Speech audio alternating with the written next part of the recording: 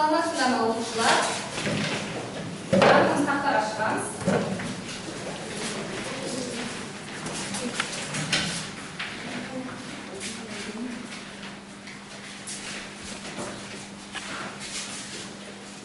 Көңүл күйүңүз калай? Баштайбызбы? Жакшы. Булай болса, эң алдымен топка бөлүнүп алайык, э? Топка бөлүнүүдө мозаика әдісін колданамын.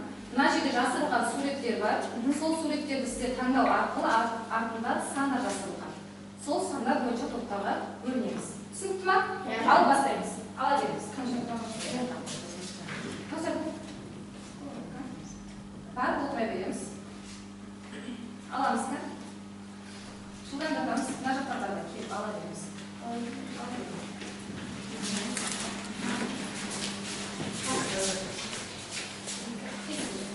Санына қараймыз.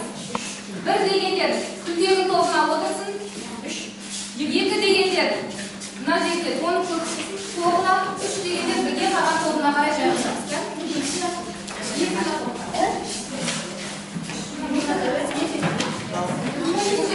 Алихан, Азиз, сосын Каусарды топ басшы етіп сайлап аламыз. Жарайды ма? Мына топқа береміз. Біріншісі ма?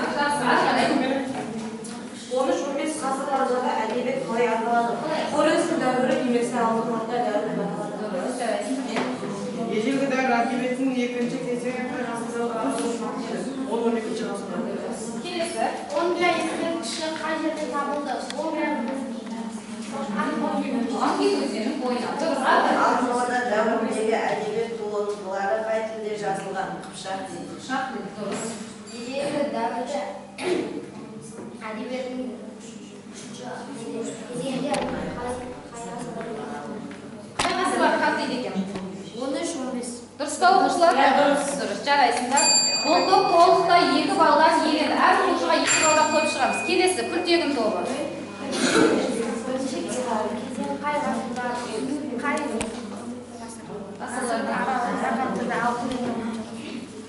Ежелгі дәуір әдебиеті қайғасында 6 мен 15. Дұрыс. Алтын Орда дәуіріндегі әдебиет туындыларын ата Мұхаббат неме, Жүсіп Зулейха, Тарихи Рашиди. Дұрыс. Оқыған етсе ескерткішін кім тапты? Орыс ғалымы Язетсі. Дұрыс па оқушылар? Дұрыс. 15-ші ғасырдағы әдебиет қалай аталды? Ислам дәуіріндегі немесе Қараханиліктер деп аталды. Келесі. Ислам дәуіріндегі әдебиет кезеңінде қандай шығармалар жатты?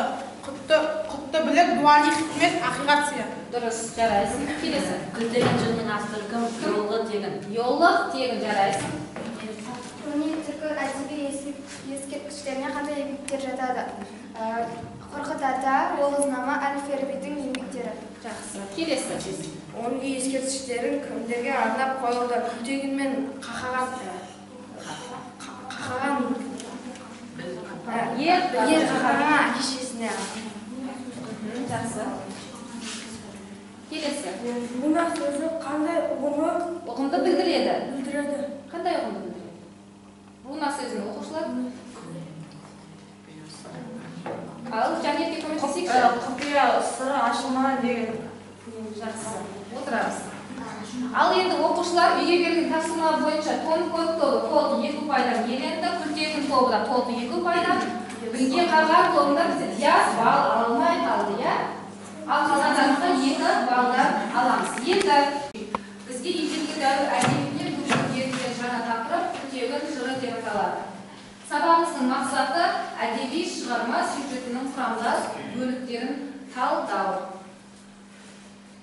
Оқушылар, жалпы күлтегін дегеніміз кім екен, күлтегін жырының жалпы идеялық мазмұны қандай деген сұрақтарға мен жауап бере кетсем, Құтлықұлы Күлтегін 2-ші шығыс түркі қағанатының бас қолбасшысы, көк түркінің көк семсері атанған атақты батыры болған, иә?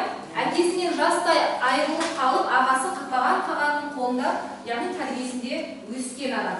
Және де осы Күлтегін ерте есейіп, түркі еліне тұс-тұстан жаулар келген кезде үлкендермен бірдей соғысқа аттанып ерлікпен шайқасқан. Бұл туралы Күлтегін қағанның басына қойған ескерткіштерде жазылған ғұмырнамасында не делінеді? Әкем жас болған кезде інім Күлтегін 7 жаста еді. Ал ұмай текті шешемнің құрметіне інім Күлтегін 10 жасында ер атанды. Яғни бұндан көретініміз небәрі 10 жасында Күлтегіннің батыр атағын алғандығын көреміз. Және де осы Күлтегін батырдың жорыққа аттанғандығы туралы Йолықтегін кім еді бізде? Авторы, яғни Йолықтегін өзінің жазбасында рет-ретімен барлығын жазып қалдырған. Ең бірінші Күлтегін 16 жасында 6 чоп соғыларға қарсы соғысқа аттанғандығын, 21 жасында Чача Сенгумен айқасқандығын, 26 жасында қырғыздарға қарсы аттанып, қырғыздың қағанын өлтіріп, елін басып алғандығы, және сол арада оғыздарға да қарсы шапқан, Түргеш қағанатымен де біз жау болдық, оларға аз ғана қолмен аттанып, соның өзінде Күлтегін жеңіске жетіп, түркі елін барынша жеңіске жетелеп отырғандығын баяндап өткен. Күлтегін батыр небәрі 47 жыл ғана өмір сүрген. Сол қайтыс болғанша оның ешбір жылы соғыссыз өтпегендігі баяндалған. Сол әр соғыста Күлтегін батыр өзінің түркі елін тек қана жеңіске бастап отырған екен. Ал енді оқушылар, Күлтегін деген сөздің мағынасына тоқталатын болсақ, кейбір зерттеушілер Күлтегін дегенде күл деген сөз оттың күлі, немесе көл деген су деген мағынаны білдіреді делінсе, ал негізінде түркі жазбаларына қарайтын болсақ, күл деген сөзіміз атқа, жылқыға, мықты, бекем, ер деген мағынаны білдірген екен. Яғни Күлтегін дегеніміз қандай мағына білдіреді екен? Сәйгүлікке, мықты, жылқыға, бекем, ер деген мағынаны білдіреді екен. Ары қарай енді сіздер жауап бересіздер. Бізде енді топтық жұмыс кетеді. Мұнда мен спикер әдісін қолданамын. Ал бұл жерде Білге қаған тобына Күлтегіннің 1-ші жырын оқуды тапсырамын. Ал тобы кіші жазу деген жырды оқимыз. Ал Күлтегін тобы үлкен жазу деген жырды оқимыз.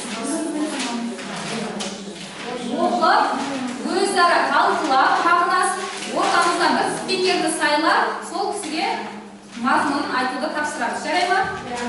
Ал топ болып жұмыс жасаймыз.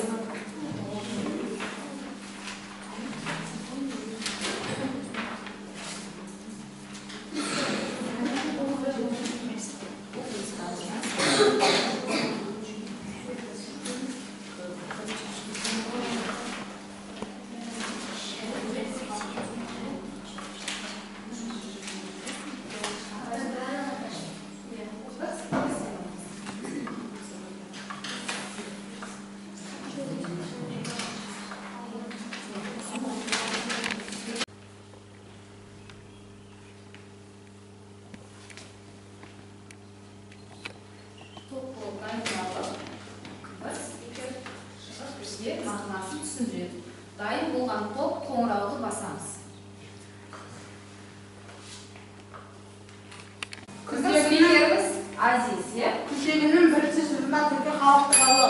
Түркіні кім қорламақ, еріктермегі зорламақ. Әкем қағанды қаңғылған, шешем қасында қаңғылған. Ода Күлтегінді адамдар оны таққа отырғызды. Бірақ оның елі бай емес, иелігіне сай емес. Күшікті ит талағандай, барлығы кедей болып өмір сүрді.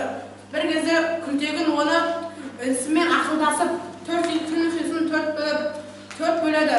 Сосын барып ол өзі жауға аттанады. Жауда ол 12 рет ұрысты, 12 рет соғысады. Сосын барып ол ақырында жеңіске жетеді. Сосын оның кедейлерді байғылды, 4 бүлігін сайғылды. Барлығының өзінің жағдайларын бар болды. Сосын ол Күлтегіннің әкесі 7 жасында қайтыс болып, жетім қалады. Анасы Оңайдың өзі 10 жасында ер атанады. Ағасының 16 жасында ел жұртын көбейтеді. Алдындағы ханның жерін ұлғайтады. Сосын барып ол бір жорыққа шығады. Ол жорықтан да жеңіп, оларды талқандап мақтанады.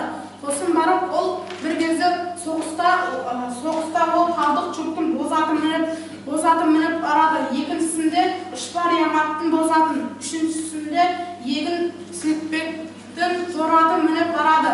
Үшеуі де пышаққа тимей зорғы бөледі. Сосын барып Күлтегін 31 жасқа келеді. 31 жасында өзінің ақыл ойы барлығы сай болады. Бұрынғылай қайратты, атқа да жақсы мінетін еді. Осын ол бір жылда 5 рет соғысты. Сосын оның 3-ші соғысында оғыздармен соғысады. Ол Күлтегін майданда кетіп оғыздардың арқасынан қуып бұларды талқандайды. 4-ші рет соғысқанда Күлтегіндерге келеткен соғыс жасау бұларды майданға үшін қуып жібереді. 5-ші рет қайтадан оғыздармен соғысады. Ол Күлтегін бірақ жолда жүріп аздап демалып қайтып жолға шығады, бірақ еліне оралмайды. Осын ол Күлтегін қайтыс болады. Ең алдымен оның ағасы оған қайғырады. Сосын ол ел жұртын жинап барлығымен айтады. Егер Күлтегін жоқ болса, сендер тірі болмас едіңдер, дейді. Сосын ағасы Күлтегін қаза болғанда ең алғашқы мен қайғырдым. Қайғырғаным соншалық көзімнен ыстық жас шықты. Қатты қайғырдым деп айтады. Өте жақсы. Көрінде ма, Күлтегін қанша шабуылға шықса да, неше түрлі торы аттарды мінгендігі айтылған, иә? Демек, жаңа айтқанымыздай Күлтегін деген сөз қандай мағына білдіреді екен оқырсыздар? Сайлы жақсы, атқа бекем, мықты ер деген мағынаны осы жерде дәлелдеп тұр, иә? Жақсы. Түсіндік па қалған топ? Азиздің айтқанына спикеріміз жақсы жеткізе білді, иә? Келесі тон көк тобы. Ал бізде спикеріміз Әлихан. Тәңірдей тәңіріден жаралған, түркі білге қаған, сөзімді түгел естіңдер. Оң жағында апа шақ бектер, сол жағында шақ бектер, тархан бұйрық бектер, сөзімді түгел естіңдер. Біріккен әулетім, халқым, жас жеткіншегім, ұланым, 9 оғыз бектері халқы, бұл сөзімді мұқияттыңда. Оң ілгері күн шығысында, оң жағында күн ортасында, кейін сол жақ күн батысында, және сол жақта түн ортасында. осының ішіндегі халықтың барлығы маған қарайды, және осыншама көп еттім. Егер қазір кексіз түркі халқы болғанда, мен көп жерде жауладым. Ілгері Шаңтың жазықтыққа дейін жауладым, бірақ теңізге сәл жетпедім. Түстікте Оғыз Есенге дейін жауладым, бірақ Тибетке сәл жетпедім. Батысында Үнжу өзенін кеше Темір Қақпаға дейін жауладым, бірақ Байырқы жеріне дейін жауладым, бірақ сәл жетпедім. Осы өтіктен бірақ нағыз иесі жоқ еді. Соларда көп, бірақ ел тұтатын осы өтіктің өтекен қойнауы ғана еді. Алтынымды, күмісті, дақылды, жібекті, соншама шексіз жатқан тапқаш халықты сол тәтті бұйымы асыл еді. Және олар тәтті сөз асыл қазынасы беріп, шырақтағы халықты сонша жақындатар еді. Және ақылды кісілерді, батыл кісілерді сөздерін тапқаштарға қолдай алған жоқ. Олар түркі халқы қырылдың, түркі халқы жойылдың. Енді түстікке шығай қойнауы түгіл, жақын түн жазығына дейін қоныстанбақ едіңдер. Және сондай өш адамдар бұлай иландырып еді. Егер шырақ болса жаман сыйлық берер, ал жақын болса жақсы сыйлық берер. Осылай иландырып еді. Білімсіз кісілер сол сөзге нанып, жақын барып көбін қырылдың. Және ол жерге барсаң түркі халқы өлімшісің. Өтірген жерінде отырып қазынаға керуен жібердің. Және сендер мәңгі елдігіңді сақтай аласыңдар, деді. Және соның ішінде адамның барлығында сендер тыңдап алыңдар, деді. Және Тәңірімді жарылқағандықтан мен осылардың қағаны болдым.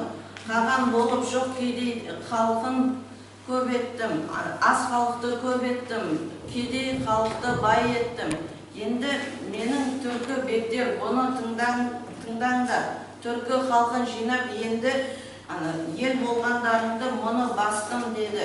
Және осы сөздерді мен тасқа қашап жазамын, деді. Бұны жазған, бұл жазуды қалдырғанның аты Иолық деген. Иолық дегеннің күлтегін туралы жазбасынан алынған. Жақсы түсіндік па? Келесі күлтегін толы спикеріміздің Кауса. Биікте көк тәңірі жерде және ортасында адам жаратылады. Ал оларды басқарған білге еді. Және төрт бұрыштағы жаулардың бәріне сарбаздармен аттанып, бейбітшілік орнатқан солар еді. Бірге қаған ол алып қаған. Ол қаза болған кезде бүкіл 30 татар Қытайлар бұлар көп болып жиналып жылайды. Оның сыйлы екенін білуге болады. Одан кейінгі інілері, ұлдары отырады. Інілері ағасындай, ұлдары әкесіндей бола алмайды. Тапқаш елі осыны пайдаланып, аға інілерін араздастырып, түркілерді өзіне бағындырып, ұлдары құл, қыздары күң болады. Сөйтіп түркілер енді біз құрыламыз, жойыламыз деп айтады. Жоқ, ел боламыз. Әкем елдері шесен елдері деп. Ал бізді әкем 10 жерді ел болған таулардан, қаладағы көрістерден 70 ер жинайды. Қолы 700 ер болады. Сөйтіп қайтыран түркі елін қалыптастырады. Söyleyip kitabining alıngan. Al o'quvchilar, жалпы Kultegin jurnal негізінде Kultegin deganimiz kim ekan?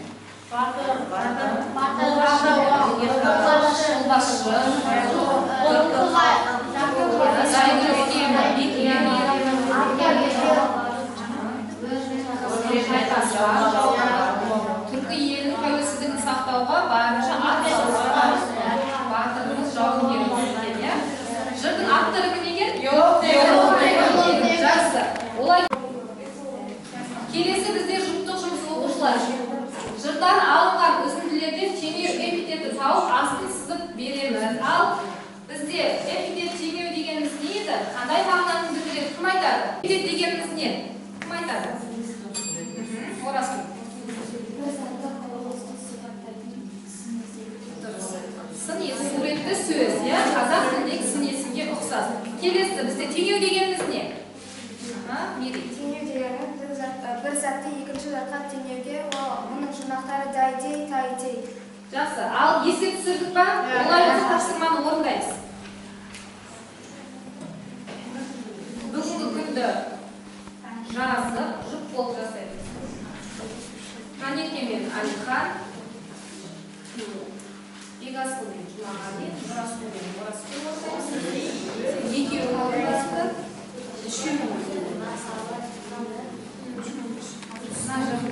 Рахат пен Азиз жүр болады.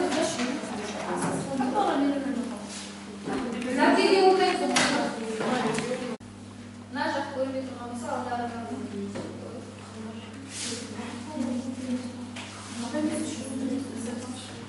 үшеу болды.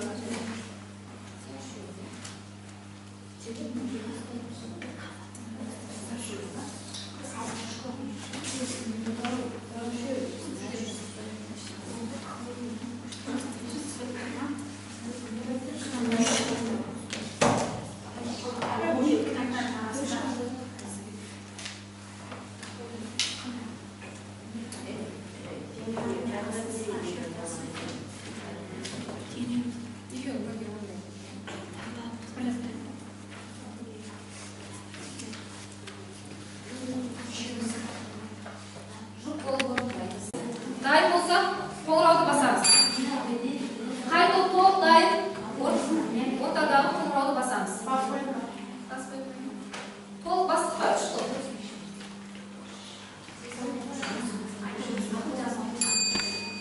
Мына топ дайын. Топ дайынбыз ба? Қоңырауды басамыз.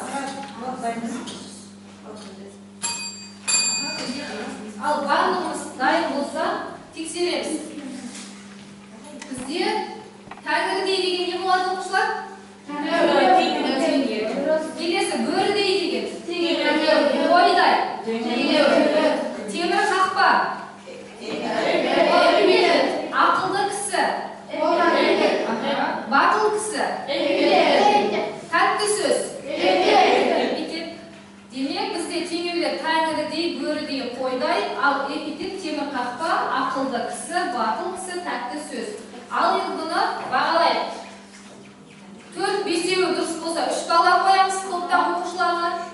2-3-еуі дұрыс болса 2 балл, 1-еуі ғана дұрыс болса 1 балл қоямыз. Ал қойып шығамыз. Тексеріп қоя бір-бірімізді. Тексеріп болған болса, олай болса, ережесіздер өтел оқушылардағы жатараймыз ба өміз? Бізде оқушылар әдебиетте қайталауыш анафора және эпифора деген түрлері болады. Анафора дегеніміз өлеңнің әр жолы бір сөзден басталады. Қараңдар, жалғыз арқа жалғыз оқ, жалғыз құздың басында. Қай сөз қайталады? Жалғыз сөзі басында қайталап кетті. Ол бізде анафора болады. Ал эпифора дегеніміз өлеңнің әр жолының соңындағы бір сөз бірнеше рет қайталанып отырады. Қажытқан көңілді жылатқан күй, бекітіп жылағанды жұбатқан күй. Қарап отырсақ, күй деген сөзіміз 2 рет қайталанып тұр, иә? Бұл бізде эпифора. Түсіндік па оқушылар? Анафора сөздің басында келеді бірнеше сөздер, эпифора сөздің соңында келеді. Анафора, эпифора сөздің басы және сөздің аяғындағы сөздер. Сөйлем. Енді осыған байланысты жеке жұмыс қаншалықты дәрежеде сын ертеңді тексеру мақсатында әдеби шығармадан берілген үзіндіден көркемдегіш құралдардың қолданысын салыстыру арқылы табылды. Ал дайын тұр, дәптерге жазып салыстырғанымыз. Иә, жеке жұмыс бұл жерде. Әркім жеке бағаланады.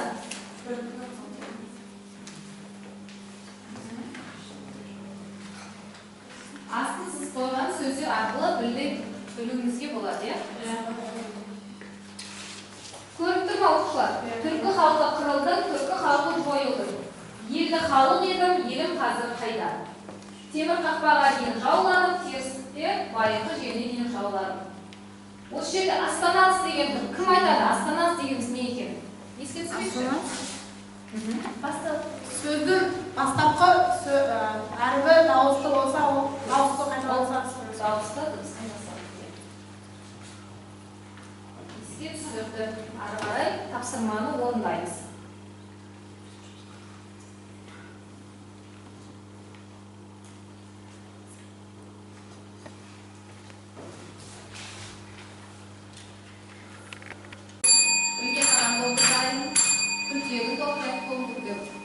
Бұл жерде көшіңді тексер әдісі арқылы бір-бірімізді тексереміз оқушылар. Дұрыс жауапқа қол үшеуде дұрыс болса 3 балл беріледі, екеуі дұрыс болса 2 балл, біреуі ғана дұрыс болса 1 балл береміз. Тексеріп жүрайық оқушылар бір-бірімізді көшіңді тексер әдісі арқылы. Топ басшылар соған қарай бағаларды балдарды қойып шығамыз.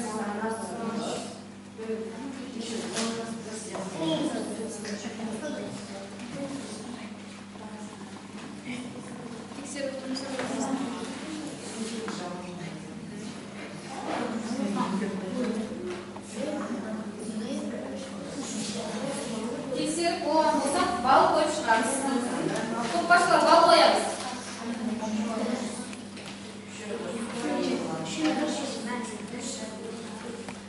Ал енді оқушылар үй тапсырмасына күндегі шырын оқып білу айдарындағы сұрақтар бар бізде. Сол сұрақтарға жауап жазып келеміз дәптерге. Ал енді кері байланыс бойынша, бүгінгі тақырып бойынша қандай ой түйдім деген сұрақтар мына жерде әрқайсымыз жауап жазып шығамыз. Кері байланыс. Соңында қорытынды бағаны айтамыз. Кім қанша балл жинады?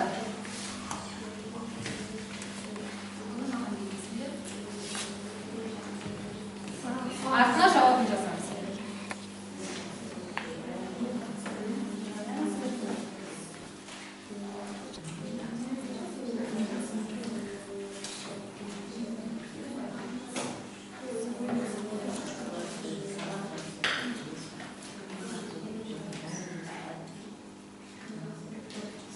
Әлихан, сен тобыңда кім қанша балл алды? Қалай бағалаймыз?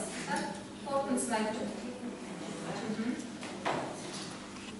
Аманқұл Бекасов 7 балл, Жақсыбаев Жұмағали 7 балл, Тасболдан Нұрасыл 7 балл, Каепова Орасыл 8 балл, Олеубай Жәнекей Бадылайхан 9 балл. Ал қазір күтемін тобы, кім қалай бағалады?